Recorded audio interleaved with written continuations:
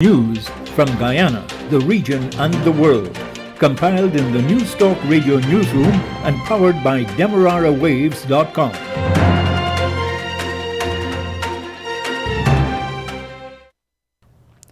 The news comes to you with the compliments of Eureka Medical Laboratories. With the news at this time, I am Tiana Jordan. A very good morning to you. To begin the news, here's a look at the lead stories. Mr. Vishnu Prasad was Tuesday morning sworn in as Guyana's new Chief Elections Officer. The European Union is providing another 7.5 million euros for the further rehabilitation of Guyana's sea defense. Regionally, Trinidad Cement Limited workers are demanding payment of a cost of living allowance. And internationally, more than 1,200 people have been rescued from Hong Kong's World Trade Center as dozens of firefighters managed to extinguish the fire that ripped through one of the city's busiest buildings and left more than a dozen injured. The details of these and other stories will be coming up right here in just a moment. Don't let the fear of contracting the coronavirus disease deter you from seeking the medical care you need. At Eureka Labs, we ensure the safety of our clients and staff with our rigid sanitization routine. This involves the use of ultraviolet lights to effectively rid the air and all surfaces of viruses and bacteria that may be present throughout the lab daily. The light works to rapidly inactivate microorganisms through a physical process that is invisible to human eye. So the next time you need a checkup, don't hesitate to give us a call on 225-7574 to schedule your appointment. And now the news in detail. The new Chief Elections Officer of the Guyana Elections Commission, Vishnu Prasad, is promising not to take any political sides and to obey the country's election laws. He was speaking with reporters shortly after taking the oath of office before Chief Justice Roxanne George Wiltshire yesterday. The public at large would have known me for carrying out my duties in adhering to the laws, the policies of the Commission, and basically carrying out my duties in a professional manner. In that regard, I guarantee that I will continue in that same trait. Nobody has to have any worry that about my neutrality or that I may deviate from the path of what is lawful and proper. The Chief Elections Officer's appointment is not being supported by the three pro-opposition elections commissioners, arguing that he was not qualified and sufficiently experienced at the managerial level for the post. But Mr. Prasad, who had previously served as Deputy Chief Elections Officer, had been locked out of his office after his contract had expired. His application to return to the post had failed because he had not received the support of the same three APNU plus AFC-aligned commissioners and the then GCOM chairman, retired Justice James Patterson. But Mr. Prasad says he has put the past behind him and he is ready to work as the top administrator of the Guyana Elections Commission. I put that behind my back. I did not allow it to beat me down in any way. I had to look forward. And coming back now, the question was me coming back now. I have not taken this appointment bringing 60 kilometers and the planting of 6 new mangrove sites. The release of this budget support is, first of all, I think, a proof of trust. So what we are saying is we have a true partnership and we trust Guyana to manage this money that will go directly to the Treasury of Guyana. And it also means that you have provided the proof of good management of the finances and the proof of realization of the works that we are paying for today. Deputy Managing Director for America's European External Action Service, EEAS. Leader of the People's National Congress Reform, David Granger, will be absent from Saturday's Congress because he will be in Cuba for medical treatment for a cancerous condition. He left Guyana yesterday for Cuba. Congress is scheduled to be held this Saturday, December 18th. Congress organizers say that he has already recorded his address to be played at the Congress to be held virtually. Mr. Granger has not been nominated to return as leader or any other position on the 15-member Central Executive Committee. The PNCR says he will be attending to matters of his health in Cuba. Two persons have been arrested after police said they were caught with more than 13 pounds of marijuana at a house in West Rheinveld housing scheme. Police say that they conducted an intelligence-led operation at Lot 122 West Rheinveld housing scheme, which led to the arrest of a vendor who lives there and a taxi driver of Lot 1705 Dedication Place, South Rheinveld. Investigators say that a search was carried out at the premises, which led to the discovery of 9 bulky parcels, 1 small parcel, and 114 packets of marijuana. Police say that the narcotic was lodged and the suspects placed in custody at the East La Penitence police station pending charges. And now in regional news. Barbados's unemployment rate is steadily declining. That country's junior Minister of Economic Affairs and Investment, Marcia Cadell, told the House that unemployment has steadily declined over the last 2 quarters from 17.2 to 15.9% to 12.4%. In this excerpt from Barbados Today, she told the Barbados Parliament that based on the labor force survey, more persons have stepped out to make a living on their own. What we believe is happening is that people are becoming business owners. People are becoming small business owners. People are becoming small contractors, are setting up their own companies, are working as self-employed to get access to contracts, to get access to provide goods and services and so on. Barbados's junior Minister of Economic Affairs and Investment, Marcia Cadell. As the cost of living around the world continues to increase due to supply chain problems, workers at Trinidad Cement Limited are demanding an increase in their cost of living allowance, COLA. This demand for the COLA has come on the heels of Trinidad Cement Limited increasing its prices. We get the details from TNT News Online.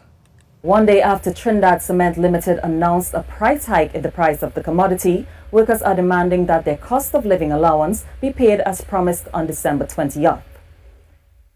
Speaking to reporters outside of the TCL's Claxton Bay branch on Tuesday, workers say they have been owed COLA as far back as 2015 and were promised by the company that this would be paid on or before December 20th. However, following a meeting on Monday with the union, workers say a follow-up meeting has been rescheduled to January, meaning the monies would not be paid this year. Branch Secretary at TCL Akini Solomon described the latest developments as a slap in the face. He also assures that the recent announcement of a price hike in cement has nothing to do with their demands. You gave a promise, you said that all the monies were there, the monies were calculated, and now we're telling workers, well, basically we're not giving it because you didn't sign something or you didn't make an agreement. When COLA, as we know, is supposed to be paid in your wage or salary as the time goes by, because 5 years ago, 6 years ago, the money that we're going to get now does not have the same value. And another worker at TCL, Kevin Arjun, rejected claims that this was a protest, saying workers just want upper management to engage in discussions with them about the issue. It's for some senior level manager to come and meet the workers and tell them why they decide to break the promise or why they decide to not pay the workers the COLA. All they're interested in right now is the COLA, you know. And this is COLA that has been owed since 2015. They say approximately 200 to 300 workers are affected by the non-payment of the cost of living allowance.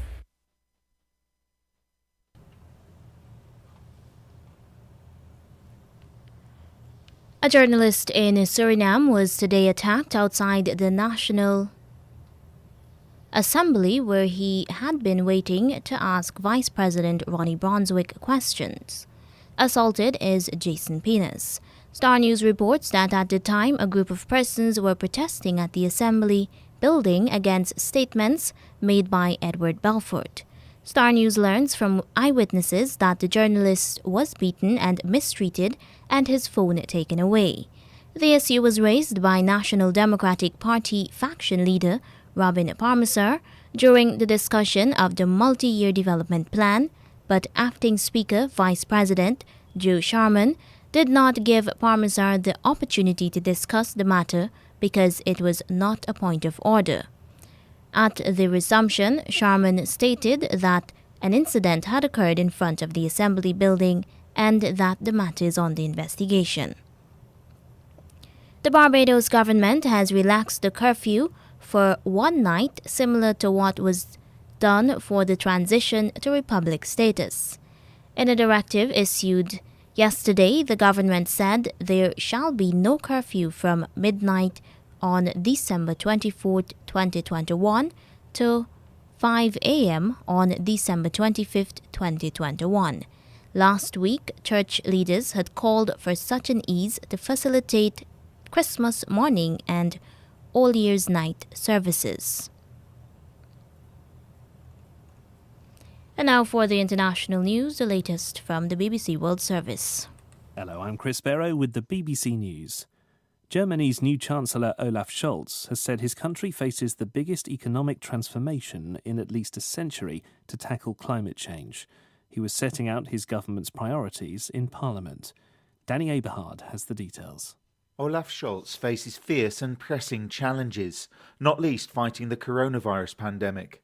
But he outlined to Parliament the magnitude of the wider generational threat. Mr. Scholz said Germany had committed to becoming climate neutral by 2045. That left, he said, 23 years to get out of burning the fossil fuels that society had relied on for prosperity for the last 250 years. Opinion polls at the time of the election indicated the two issues, climate and the pandemic, were at the top of voters' concerns. Mr. Scholz said Germany would defend itself against a violent minority opposed to coronavirus vaccinations after police conducted a series of raids in the city of Dresden in Saxony. Local media had reported that anti-vaccination activists had been plotting to kill the state premier Michael Kretschmer. South Africa's High Court has ordered the former president, Jacob Zuma, to return to prison after revoking his medical parole. Zuma, who's serving a sentence for contempt of court, was released from jail on health grounds in September. Nomsa Maseko reports. Barely 2 months after Jacob Zuma's supporters staged a rally to welcome the former president home following his release on medical parole, the court has ordered him to return to jail. The 79-year-old was serving a 15-month jail sentence for contempt for his refusal to comply with orders to give evidence at a commission of inquiry which was set up to investigate government corruption during his term of office. The High Court in Pretoria further declared that the time Mr. Zuma was out of jail on medical parole should not be counted for the fulfillment of his imposed prison sentence. The former president is expected to appeal the court ruling. Firefighters in Hong Kong have extinguished a blaze that had trapped more than 100 people on the roof of a skyscraper. The fire broke out in a utility room on a lower level of the World Trade Center in the Causeway Bay shopping district. From the scene, here's Martin Yip. It took around 4 hours for the firefighters to extinguish the flame in this building that looks over Hong Kong's famous Victoria Harbour and the Scottish Noon Gun. Some 1,300 people were evacuated according to the police.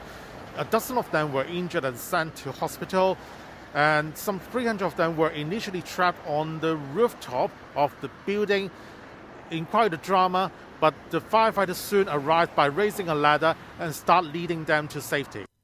World news from the BBC. Annual inflation in Britain has surged to its highest level in 10 years. Statistics show it rose to 5.1% last month, up from 4.2% in October. The figure is higher than analysts were expecting. The European Commission will set out reforms today aimed at stabilising the gas market and soaring prices. The plans come alongside a package of measures to tackle climate change. Jessica Parker reports from Brussels. The EU has said its aims will improve people's lives and create green jobs. There's also been pressure from some member states to address recent surges in energy prices. So the Commission is expected to set out plans for the joint but voluntary purchase and storage of gas. A proposal it's hoped could mean countries become less vulnerable to price volatility. It comes as the so far unapproved Nord Stream 2 gas pipeline into Germany continues to spark warnings that it will increase Europe's energy dependence on Russia. At least 10 people have drowned and another 29 are missing in the waters off Malaysia's southern coast after a boat carrying migrant workers from Indonesia sank in rough weather. The rickety boat was thought to have been carrying around 60 people when it capsized. 22 of the migrants were found on a nearby island and have been detained by the authorities. Accidents involving overloaded boats are common as migrants from Indonesia regularly attempt to cross illegally into relatively affluent Malaysia in search of work. The sole survivor of the helicopter crash that killed the head of India's armed forces has died in hospital. The Indian Air Force said it was deeply saddened to announce the death of Group Captain Varun Singh. He'd been receiving treatment for severe burns at a military hospital in Bangalore in the week since the helicopter crashed in the Nilgiri Hills. And that's the latest BBC News. The news came to you with the compliments of Eureka Medical Laboratories. A COVID-19 PCR test is now mandatory for many routine activities, including travel and return-to-work purposes. At Eureka, our trained and experienced staff will ensure confidentiality while your test is conducted in a professional and timely manner, with results in just 48 hours. So the next time you require an efficient and hassle-free PCR COVID-19 test, call 624-8378, 608-8378, or 623-7233 to schedule your appointment. You can also ask about our house call testing service. And now to end the news, here's a recap of the leads. Mr. Vishnu Prasad was Tuesday morning sworn in as Guyana's new Chief Elections Officer. The European Union is providing another €7.5 million for the further rehabilitation of Guyana's sea defense. In regional news, Trinidad Cement Limited workers are demanding payment of a cost of living allowance. And internationally, more than 1,200 people have been rescued from Hong Kong's World Trade Center as dozens of firefighters managed to extinguish a fire that ripped through one of the city's busiest buildings and left more than a dozen injured. And that's the end of the news.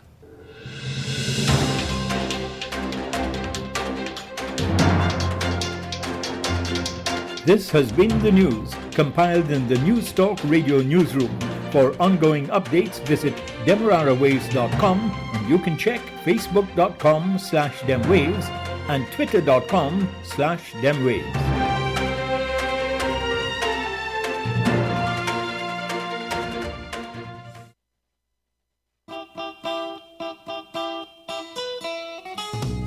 Giftland Mall, they're giving away vouchers from December 30 to Christmas Eve. You can say there's no such thing as Santa, but as for we on 103, we believe. From December 13 to 24, listen to News Talk Radio Guyana 103.1 FM. Answer a simple question and you can win yourself a voucher. Compliments of Giftland Mall. Season's greetings to supporters of Giftland and 103.1 FM.